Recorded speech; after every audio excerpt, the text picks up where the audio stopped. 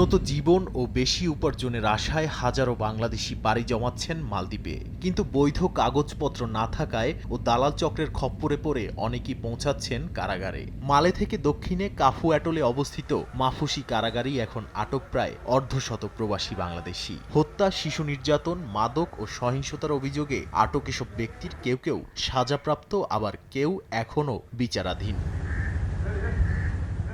সম্প্রতি বাংলাদেশ হাইকমিশনের প্রতিনিধি দল কারাগারটি পরিদর্শন করে বন্দীদের সঙ্গে কথা বলেন। চিকিৎসা, খাদ্য, পোশাক ও কারা পরিবেশ নিয়ে বিস্তারিত আলোচনা হয় এ সময়।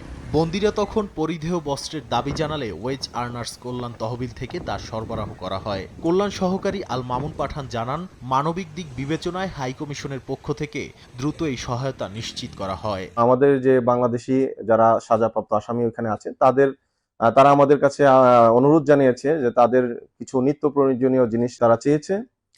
তার পরিপ্রেক্ষিতে আমরা তাদের নিত্য প্রয়োজনীয় জিনিস, জামা কাপড়, জুতো, এগুলা হচ্ছে আপনার মালদ্বীপের যে কারেকশনাল সার্ভিস আছে তাদের মাধ্যমে আমরা পৌঁছে দিয়েছি।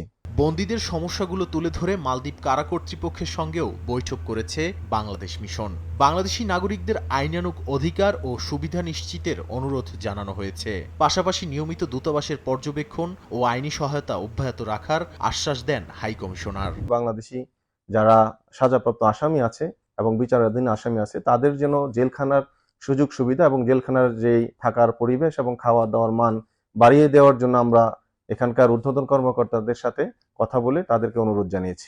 মালদ্বীপে কাজ করতে আসা প্রায় 1 লাখ বাংলাদেশির মধ্যে অনেকেই পেশাগতভাবে প্রতিষ্ঠিত হলেও অপরাধে জড়িয়ে পড়ার হারও উদ্বেগজনক। দালাল চক্রের দৌরাত্ম্য ও বৈধতার অভাবে সহজেই ফেঁসে যান অনেকে। সময় সংবাদ, মালদ্বীপ।